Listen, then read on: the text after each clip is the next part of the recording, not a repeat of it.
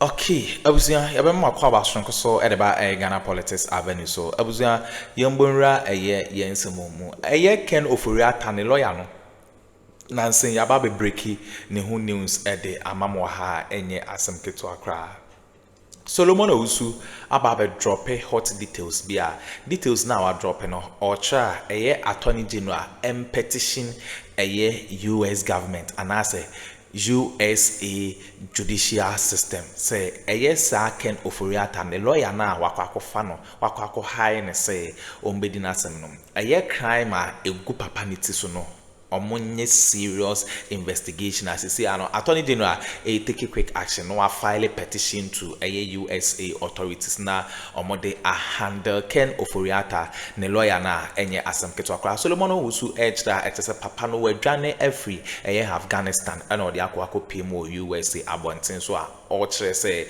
say draw papa no eba Ghana has say no so kra no Ken OforiAtta's the lawyer ya wakwa no Ocha ne lawyer ya one no dealing the case no lawyer no Ken OforiAtta's ene na di Ghana sika no abusia momi yanko na yanko nkoti ensema Solomon Owusu edit ja unsubscribe ya subscribe like na share ma afofron so ensa into me enkabi Ghana Politics Avenue so medamase. At the end of the day, oral there seemed to be a certain yen from the public, just like galamsey, that look, there was too much impunity in the system. People are embezzling public funds. Public funds spent are not accountable. Nobody is held responsible. And so that is why there was embracing of those two key campaign messages. Oral, I'll fight galamsey.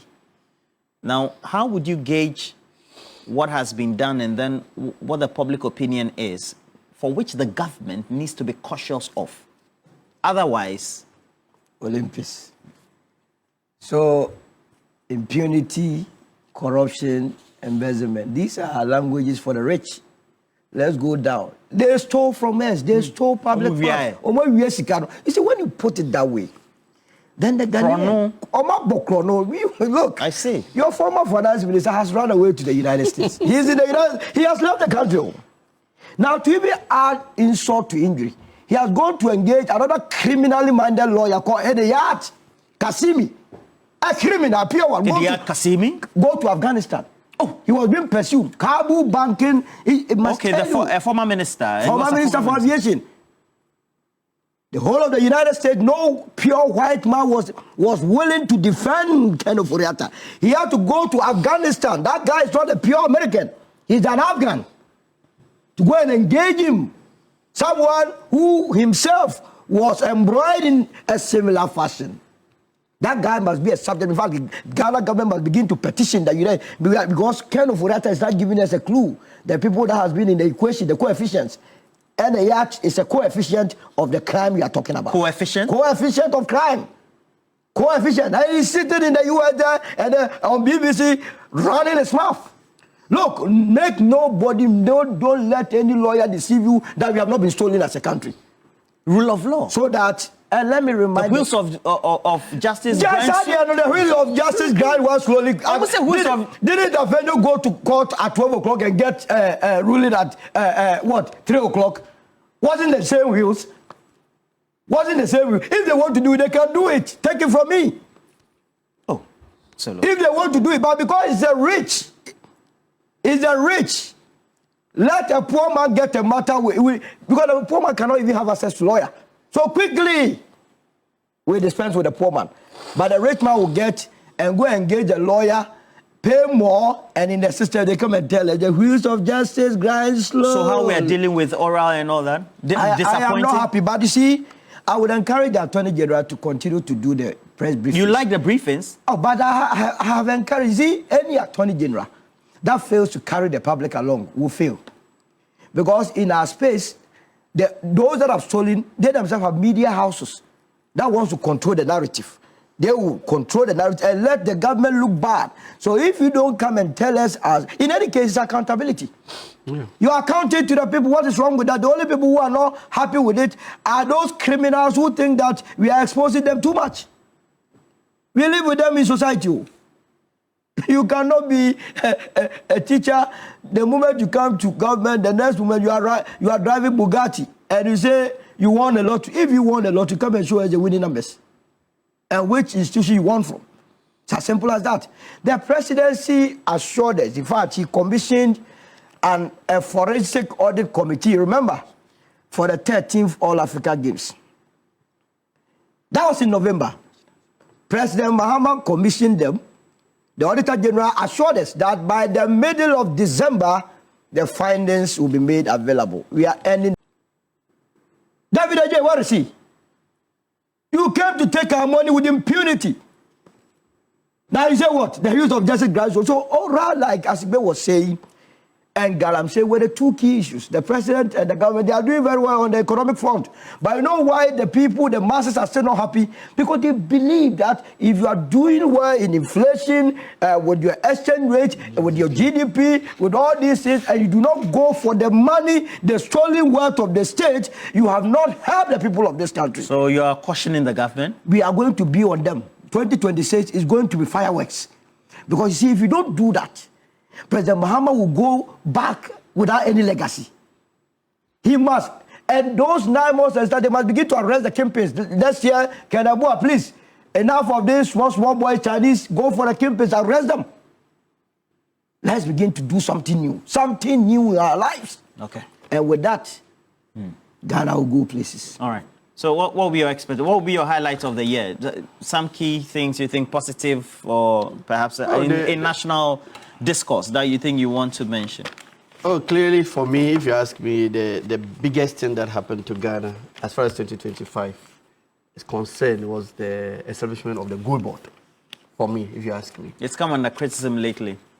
That is not any issue at all. If you look at the impact gold board or the establishment of gold board has made in the economic management of this country, you realize that, but for gold board, we would have been far, far, far away from the successes we've talked so far. You look at the fact that today, from year to date, we have seen a 35% appreciation of our currency. This has not happened. In fact, we've not had a situation where, since 2007, we've not even experienced an appreciation of our currency against the major currencies. But we've seen that with the advent of gold board. We've seen our reserve portfolio going to a much higher level, $12 billion. That has not happened before in our history. So in fact, gold board has helped to position the country. And we are also happy to have such a very focused and such a diligent person like Sami manning the affairs of gold board. And so you realize that the successes we've chalked so far as a country, we owe a lot to the establishment of gold board. We owe a lot to Sami Jeffrey. And I want to commend them for that. On the other front, I'll say the qualification of the Black Stars to the World Cup is another big issue. It's one of the icings on the cake that I can talk about. Dakbanuvo, she also turned 82 yesterday. So give me this opportunity to say happy birthday to both of them. Right. Kenashigbe and I, we come from the same hometown. So it's always very important. And today it looks like it's been a morning of shout-outs. So everybody... Kenashigbe has been very hard on all the government, both MPP and NDC. People keep wondering. And Kenashigbe is convener, media coalition against galamsey. That's... for the purposes of this discussion, what he does, but he's also with the Chamber Chamber of Mines, eh? Yes, Chamber of Mines, please. Chamber of Mines, yes, that's the boss for Chamber of Mines. He was with Telecoms. Chief Servant. Yeah, okay, Chief Servant. He's a very strict man, if you know him as well. So, and the second subject we'll be talking about will be whether we can have a proper assessment on Operation Recover or Loot. Has it lived up to expectation? So we intend dividing the time appropriately until we close around 45:50. That'll be 8:45:50. So make sure you join us. We have a number of you who have joined us already. So since it's a morning of acknowledgement, let me acknowledge all our watchers. I have Olufemi Ben Ejima Kinde. I hope I pronounce Chief Olu. I hope I pronounce your name well. Olufemi Ben A.General Kinde. He's a regular watcher of the show. He's also watching us currently. Happy New Year to you. And then we also do have all those on the stream as well. Let me acknowledge the Mensa Majid is there. Prince Nania York. Obrin Ponkaba, great guy. David Pamford. Please share the stream. Let's have some great conversations thereof. All right. Alhaji Abdul Fattah. Yes. Yeah, Galamsey. Let me ask you. Okay. The first question would be, if you have to assess the government's fight, what the narrative was, the NDC in opposition, and what they've done with illegal mining, combating it, on a scale of 0 to 10, how would you rate it? 0 to 10, I'll give my government 7. 7. Yes. Okay, 7 is above average. Exactly. Even more than above average. Exactly. All right. Exactly. But why? Because the government has been up for a lot of criticism, despite the efforts that have been made. Yes. Thank you so much, Roland. Roland, galamsey, as we all know it, is not a fight that can be won in a day. And if you have a government that came in on the back of a fight that was almost lost to galamsey at the time the government took over in 2025 January. In fact, galamsey was completely lost. The fight was lost. The damage was so devastating, and that it needed a lot of effort, a lot of thought, a lot of pragmatism to bring back the damage that was caused. And so if you have a government that came in, and if you look at all the things that had happened in the past 1 year, you realize that we may not have won the fight as we speak, but clearly we have made serious gains. We have made serious impact. In fact, and to the extent that the president himself admitted when he invited the CSOs that he would be the last person to say that he has completely won the fight, and he was eliciting views on how to completely go about fighting the menace. The cry of all Ghanaians was for him to, as it were, declare a state of emergency, given the situation at hand. But he explained the position that the government had at the time. Many were those who were saying that prior to coming into office, were crying for the state of emergency. And so why are we now turning our back? But you see, at the time we were asking for the state of emergency, the situation was different. We had almost a lot of our forests, I think 9 forests that were completely taken over by the galamseyers and the bandits. And so we needed a situation where we could recover. And so at the time we took over, and at the time the calls came for us to have the state of emergency, to at least some of these forests had been taken over by government. They had been taken by government. And so there was a lot of progress. And many people do not know the effect of just declaring a state of emergency. If you look at the Emergency Powers Act of the country, it comes with a lot of ramifications. And people who don't understand it would just think it's something you can just pass or have come into effect and things will go normal. No.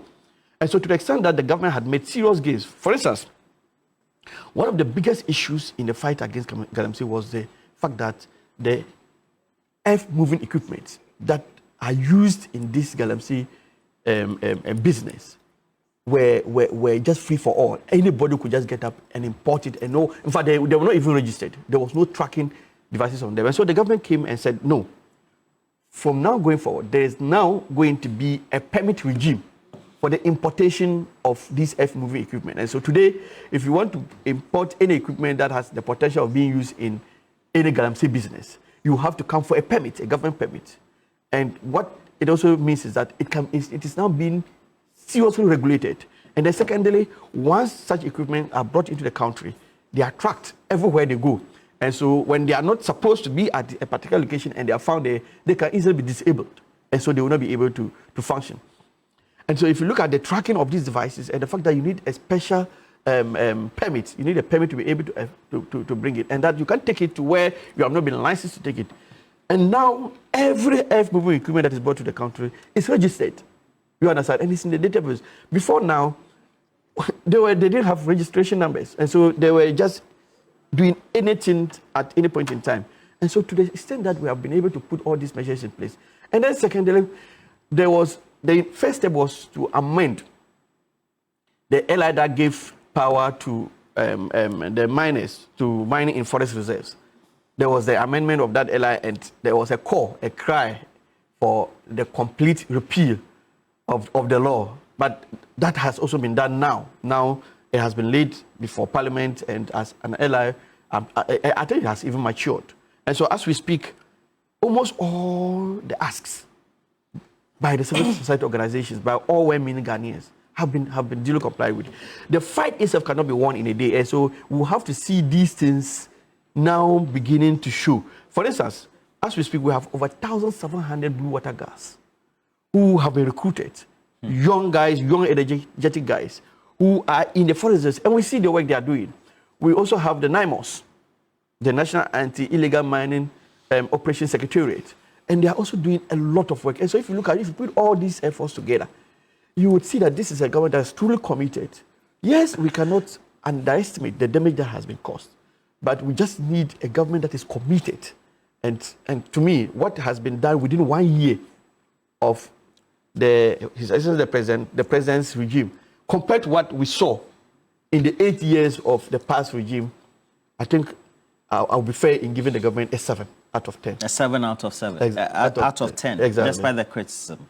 There will always be criticism. And like I said, even by the time we leave office, maybe in 24 years or 32 years or thereabout, there will still, no one can say that you can fully eliminate galamsey. There will still be some element of galamsey, but we want to make sure that we bring it we reduce it to the barest minimum. At least our water bodies are secured, our forest reserves are secured. So I'll leave you for last, for good purposes. And Dr. Ashigbi, if you look at what the Clarion Call had been, or you do a recall, especially in the first quarter, or the first quarter of this year, or the immediate few months when the government came into office, there was the whole narrative in the public domain about the ban, or a ban that needed to be placed by the head of the executive.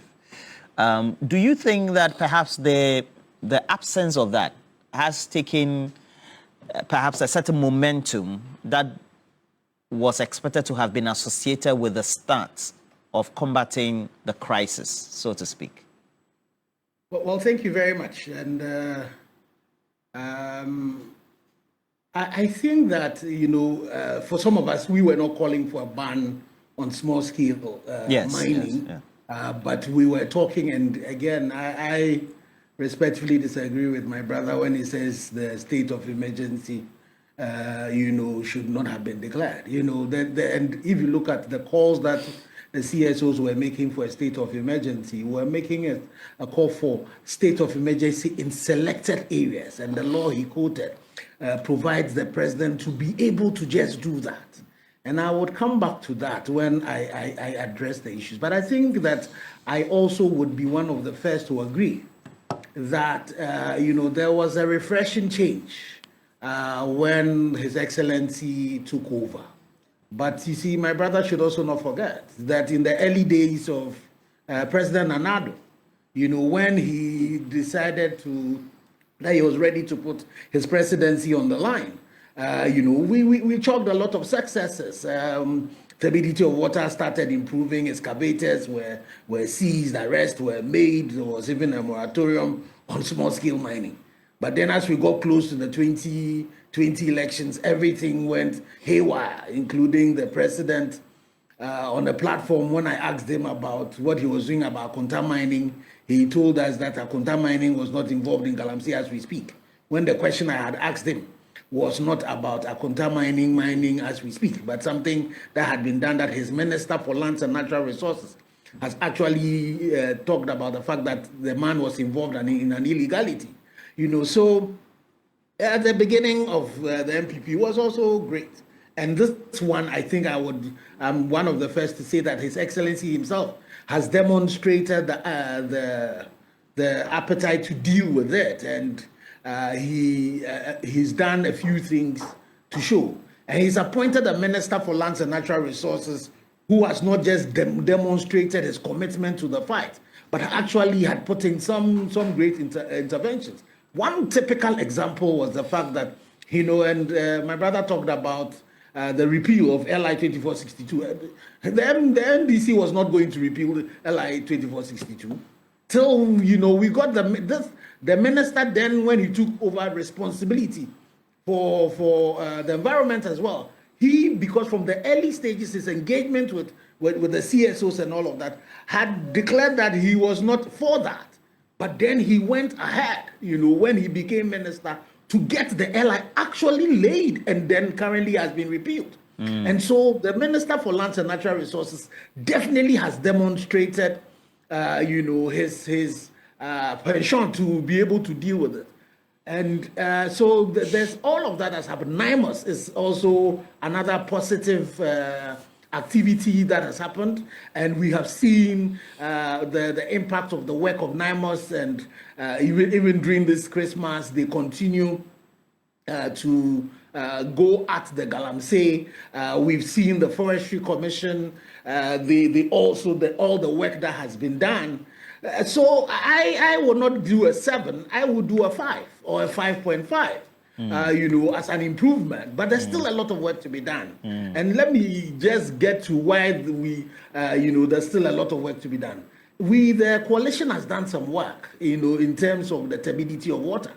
The turbidity of water is not improving, you know. So when we talk about improvement being made, you have the situation where Kwenyako water treatment plant, the turbidity went to absurd levels, because not the people of Kwenyako in the central region who were mining, people in the eastern region were mining. And sometimes some of these minings happens at, you know, right, hidden in plain sight, you know. And so that continues to happen. You also have the situation where politically exposed persons who are involved in galamsey, when we met His Excellency the President, was one of the questions I asked, you know, and we have not really seen much being done about that.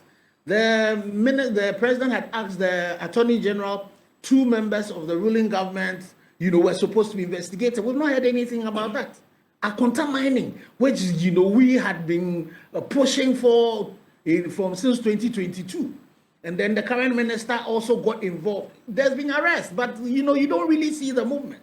There was also the issues of Professor Frimpong Boateng's report. That is replete with a lot of politically exposed persons of the former government who are involved in galamsey.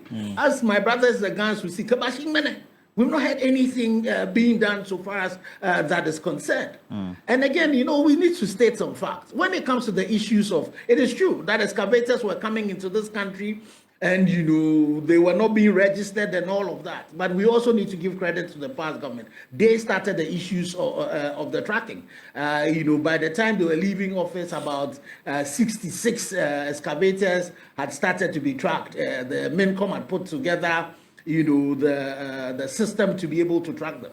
There has been some movement on that. But I would still want to see that all excavators are tracked. As we speak, not all excavators are tracked. You know, the ones that are coming in are tracked, but the number of excavators that are in the field, several of them, we are not seeing, we've not seen them being tracked. So I would urge the government to speed up the process of tracking all excavators. And as you talk about that, one of the challenges, again, with this particular fight, you go into some of these communities, and people are selling, you know, things that are used for galamsey.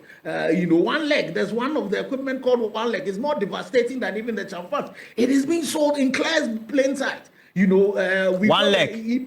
Yes, it's called one leg. Yes. You know, it is very devastating. You know, when it comes, it's very small. It gets in there and it's sucking the earth. You know, destroying everything. That's also there. You know. We got the EPA going to some of these communities to be able to deal with them.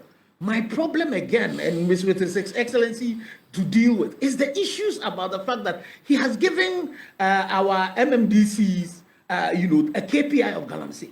So how is it that you have an MCE or a DCE in some of these communities, and they're expecting the president to come from Accra, or expecting the Minister for Lands and Natural Resources, or his, you know, his either the Forestry Commission, NIMOS, or EPA to come and deal with this? Why are the DCs and MCs not dealing with this? Go to a place like Dunkwa, for example. They are issuing tax, stickers to excavators. Ask them that the excavators that they've issued stickers for which the people are paying, whether all of those excavators are tracked. So why are these MCEs still opposed? There is one of the MCEs now who also has even been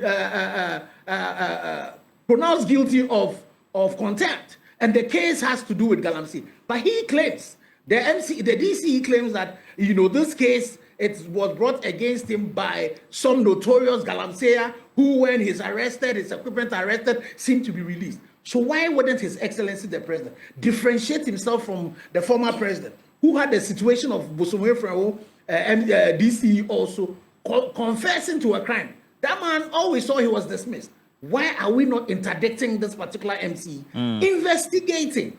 If he is innocent as he claims, we then exonerate him. But if he's not, then punishment is made. But currently, as we speak, he's still at post. Okay, I was now in my course, so our political highway. So I can OforiAtta's ne lawyer and yede the Honsem at the Bremen. But I must some Japan, Kokotisa and Semui at the MI. Aha, Ghana Politics Avenue, so Madam.